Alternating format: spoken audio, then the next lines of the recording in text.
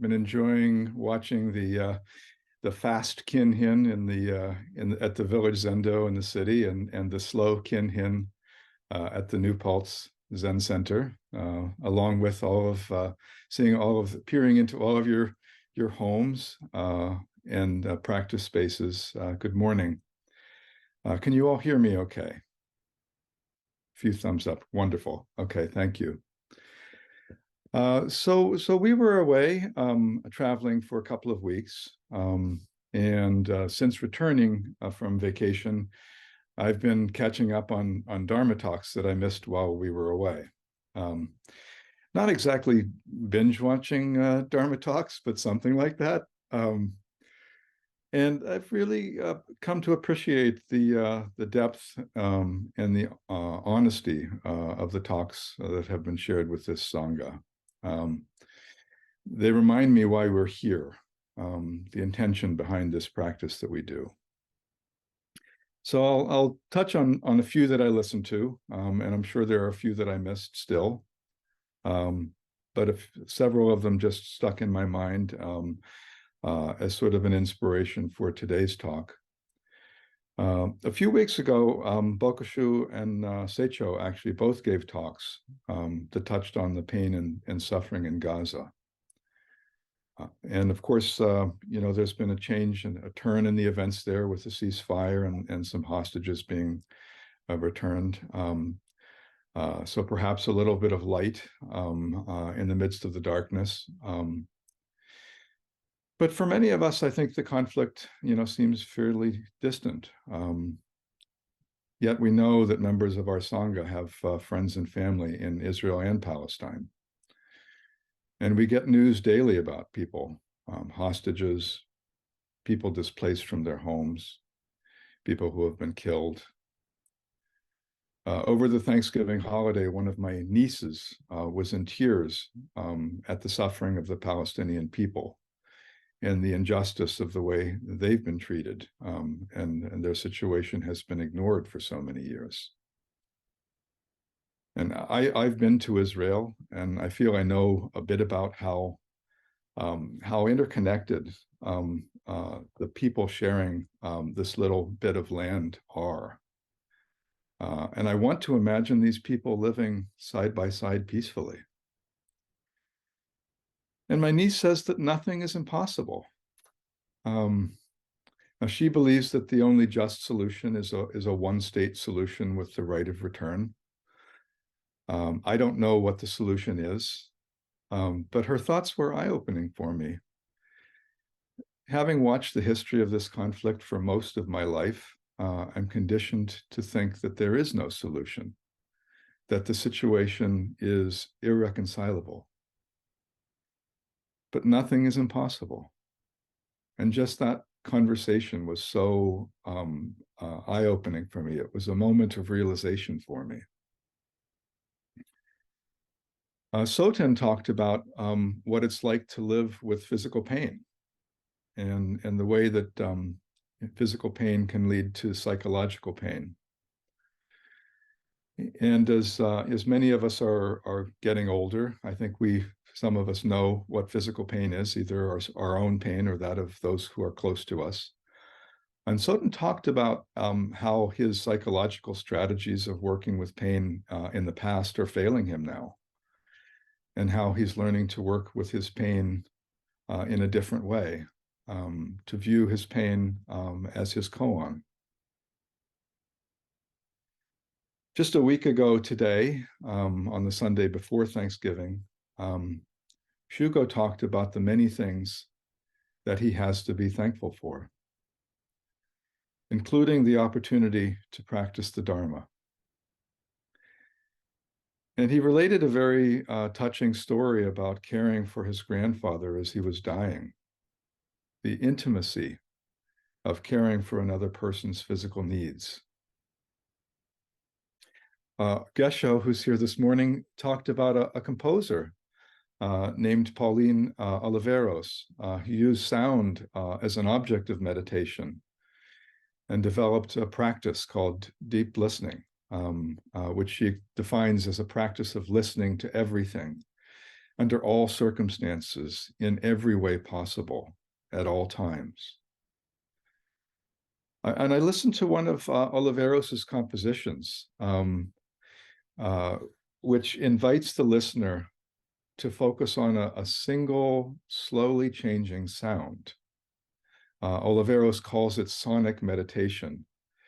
And I found it to be exactly that. It was really the sound that just invited me into that moment of pure listening. And I know that Gesho in her talk invited those who were attending to listen to what was going on in the space around them. So each one of these talks addresses the question, how shall I be in this world? How shall I live in this world so full of both joy and suffering? And this really is the root question that we're here to investigate in Zen. We're here to investigate this matter of life and death. This question is very relevant to me at this point in my life. I think it's always been relevant to me. But at this moment in my life, I recently retired from a career of 43 years in tech. Probably I started in tech before we called it tech. And I still resist the word retired. I want to use air quotes because the word has this implication of irrelevance, of the idea that I'm in the penultimate chapter of my life, living a life devoted to golf or other hobbies. But after 43 years, a time when most of my waking hours were devoted to my job, or at least my thoughts were devoted to my job, what comes next? How shall I live my life? How shall I be of service? You could say I am asking the penultimate Zen question: who am I? Ryoshin Hoshi once told me that Korean Zen master Song San gave his students the koan, "What is your true job? What is your true job?" And I love this koan because the idea of doing our true job is so demanding. It really forces us to look within. And I found a little interview, actually, informal interview with Song San. Actually, it was from 1989 at the Cambridge Zen Center. And the title of this little interview was "Already This World Gives You Your Job." And Song San says, compassion mind means only help other people, not thinking about me, only helping other people. And the interviewer asks Song San the question, so human beings' job is to save all sentient beings. How did we get this job? And the master says, so what are you doing right now? And the interviewer says, I'm picking at my fingernails. And Song San says, picking my fingernails. Yes, sitting on a cushion, talking with you. Yes, that's your job. Just do it. And everyone laughed. Very simple. Don't make anything. Moment to moment, just do it. When you drive, just drive. Don't think of girlfriend, okay? If you have a girlfriend, then you have a problem. Policeman appears, gives you a ticket, then you lose money. So he made a joke, but his message, and Song San's message, was always just be in this moment and do what this moment demands.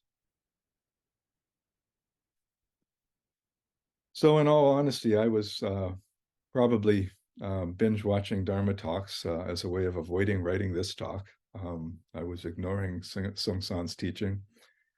No, I don't feel I can tell anyone how to live, certainly beyond my ability to tell anyone how to live if I each day and ask myself that question. And yet a Dharma talk actually can be much simpler than expressing the inexpressible. It's simply encouragement along the path. Enkyo Roshi, in her recent talk, one of her recent talks, spoke about being intimate with our own mind and heart, and the way that we can move away from intimacy with our own life because of our attachment to our ideas. And I was, the order in which I was watching these talks may not have been the order in which they were given, but I was amused that Enkyo Roshi's talk illustrated this intimacy through a koan that also involves sound. And I'll just ask you to bear with me while I recite the koan that Enkyo Roshi used once again. Kyosei asked a monk, "What is the noise outside?" The monk listened. It's the sound of raindrops. And Kyosei said, "Men's thinking is upside down. Deluded by their own selves, they pursue things." The monk was taken aback and said, "Well, what about you, teacher?" Kyosei said, "I'm almost, but not quite deluded." The monk asked, "Well, what do you mean by almost, but not quite deluded?" And Kyosei said, "Though it is fairly easy to express what one realizes through awakening, to say the whole thing is difficult." How can we say the whole thing? How could we possibly say the whole thing?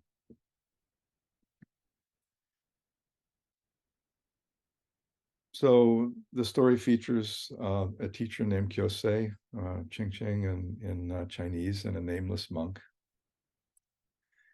And he asks a fairly straightforward question. What is the noise outside? And the monk gives a very reasonable answer, the sound of raindrops. So why didn't Kyosei accept this answer? I don't really know, but perhaps he felt that the monk was just giving a rote answer. It wasn't really living in that moment. What would the sound of raindrops be if we didn't have a name for them? What's the direct experience of the sound of raindrops? It's exactly the same thing that Pauline Oliveros is pointing to with deep listening. What's the direct experience of a strawberry? What's the direct experience of sadness when we experience loss? Or of just listening with an open heart to another who needs to talk? Instead of being deluded with our own selves and trying to tell them how to live their life, can we just be present with the moment? In his translation of the Lankavatara Sutra, Red Pine defines delusion as the things that the mind gives rise to. Delusion is simply the things that the mind gives rise to. So every thought is really a deluded thought. Our mind creates delusion. Words and language create delusion. So before delusion, what exists? Sound of raindrops. Or the dining room on Thanksgiving Day that needs to be cleaned up after the meal. Or the dogs that need to be walked. Or the friend that needs to talk about his wife who passed away over a year ago and his difficulty with his children. What is the source of our delusion? As Wei Wu Wei, originally known as Terence Gray, said, we spend 99% of our lives thinking about ourselves, and there isn't one. How shall we live? Song San would say, only go straight. Be present with whatever arises. Respond with an open heart without thought of yourself. In this way, we can enjoy the sound of raindrops. We can enjoy watching the New Paltz Zen Center do slow kinhin. We can enjoy an intimate moment with a friend or a loved one. We can grieve at the suffering in our world. We can be inspired to take action. When I'm asked, what do you plan to do in your retirement? I say I'm taking it a day at a time. It's only been a month, but so far I've found that the sun still rises in the morning, and each day is very full. Primary difference, I think, when compared with my life before, is that there, in an interesting way, is less urgency, less thinking about the next thing, which causes me not to be present in this moment. It leaves me more time to give attention to this thing, whatever this thing is. There's less urgency on Sunday night because on Monday the work week starts again. When I'm walking, I walk without always checking my watch. This was Enkyo Roshi's teaching of the sound of raindrops. The koan that I selected for this talk today is actually from the Mumonkan, case 45,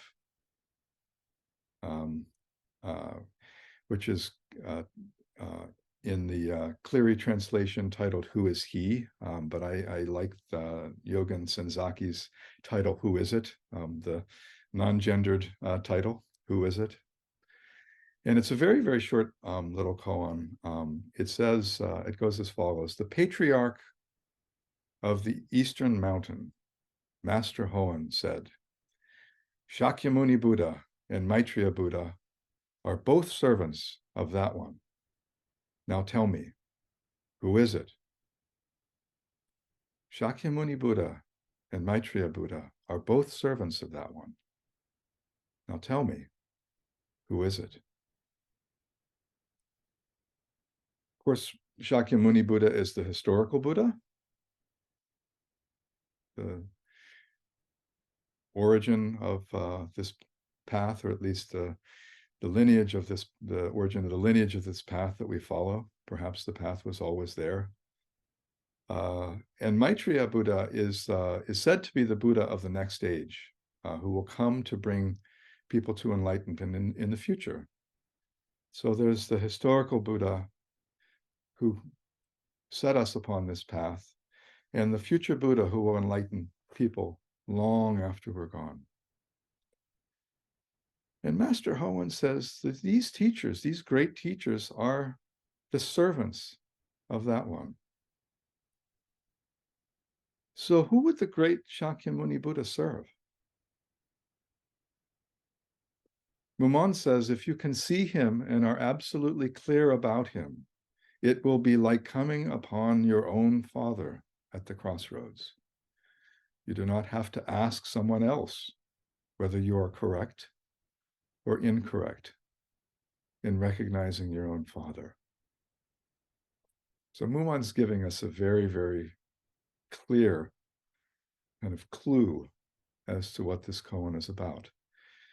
If you're walking down the street and your father is walking towards you, or your mother is walking towards you, you don't turn to somebody else and say, who is that? You know, it's your own father.